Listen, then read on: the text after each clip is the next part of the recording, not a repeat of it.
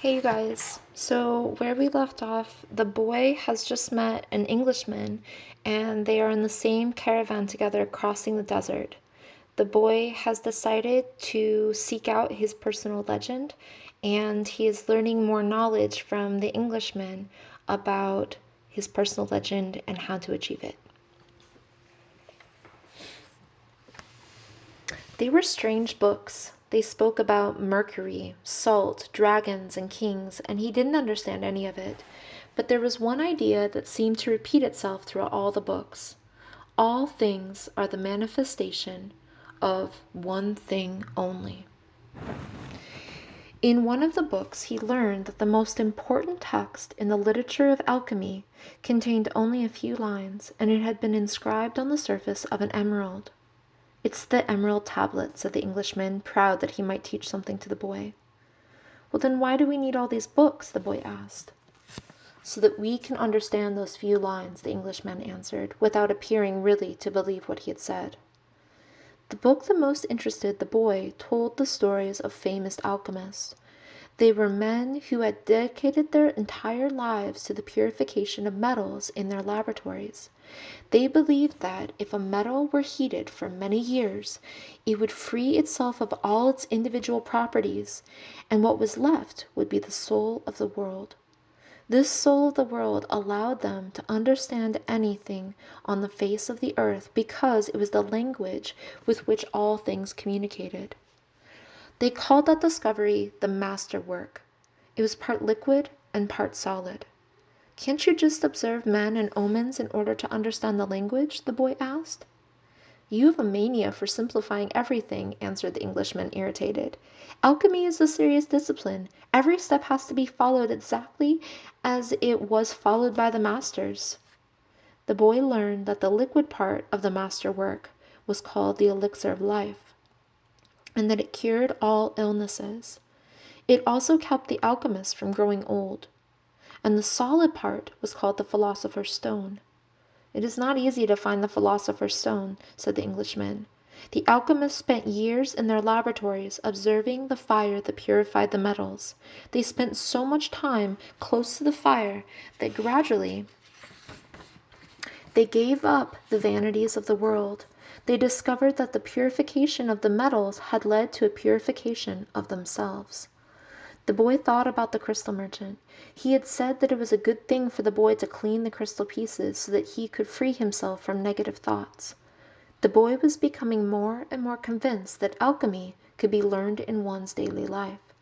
"Also," said the Englishman, "the philosopher's stone has a fascinating property. A small sliver of the stone can transform large quantities of metal into gold." Having heard that, the boy became even more interested in alchemy. He thought that with some patience he'd be able to transform everything into gold. He read the lives of various people who had succeeded in doing so.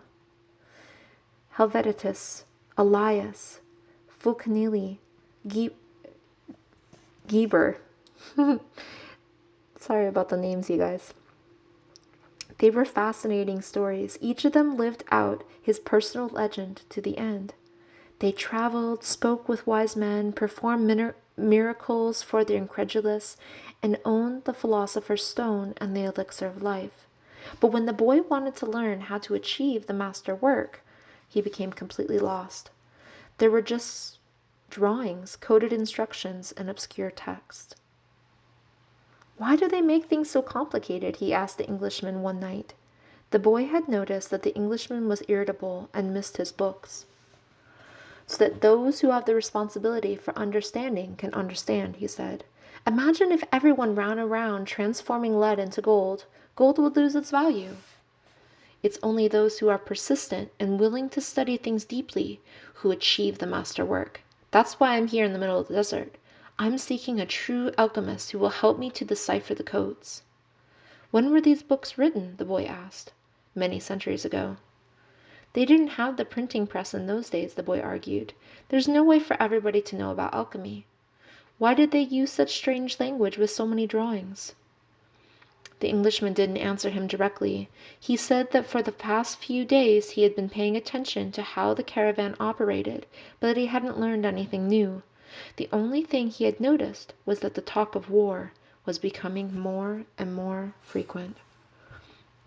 Then one day the boy returned the books to the Englishman. "Did you learn anything?" the Englishman asked, eager to hear what it might be. He needed someone to talk to so as to avoid thinking about the possibility of war. "I learned that the world has a soul, and that whoever understands that soul can also understand the language of things.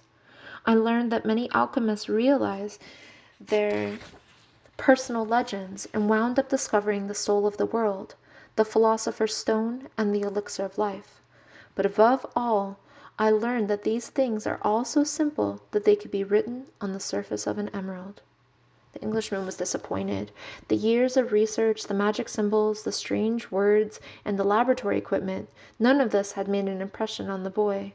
His soul must be too primitive to understand those things, the Englishman thought. He took back his books and packed them away again into their bags. "Go back to watching the caravan," he said. "That didn't teach me anything either." The boy went back to contemplating the silence of the desert and the sand raised by the animals. "Everyone has his or her own way of learning things," he said to himself. "His way isn't the same as mine, nor mine as his, but we're both in search of our personal legends, and I respect him for that." The caravan began to travel day and night. The hooded Bedouins reappeared more and more frequently, and the camel driver, who had become a good friend of the boys, explained that the war between the tribes had already begun. The caravan would be very lucky to reach the oasis. The animals were exhausted, and the men talked among themselves less and less. The silence was the worst aspect of the night. When the mere groan of a camel, which before had been nothing but the groan of a camel, now frightened everyone, because it might signal a raid. The camel driver, though, seemed not to be very concerned with the threat of war. "I'm alive," he said to the boy, as they ate a bunch of dates one night, "with no fires and no moon. When I'm eating, that's all I think about. If I'm on the march, I just concentrate on marching. If I have to fight, it will be just as good a day to die as any other. Because I don't live in either my past or my future. I'm interested only in the present. If you can concentrate always on the present, you'll be a happy man. You'll see that there is life in the desert, that there are stars in the heavens, and that the tribesmen fight because they are a part of the human race. Life will be a party for you, a grand festival, because life is the moment we're living right now." 2 nights later, as he was ready to bed down, the boy looked for the star they followed every night. He thought that the horizon was a bit lower than it had been, because he seemed to see the stars on the desert itself. "It's the oasis," said the camel driver. "Why don't we go there right now?" the boy asked. "Because we have to sleep." The boy woke as the sun rose. There in front of him, where the small stars had been the night before, was an endless row of date palms stretching across the entire desert. "We've done it," said the Englishman, who had also awakened early. But the boy was quiet. He was home with the silence of the desert, and he was content just to look at the trees. He still had a long way to go to reach the pyramids, and someday this morning would be just a memory. But this was the present moment, the party the camel driver had mentioned, and he wanted to live it as he did the lessons of his past and his dreams of the future. Although the vision of the date palms would someday be just a memory, right now it signified shade, water, and a refuge from war.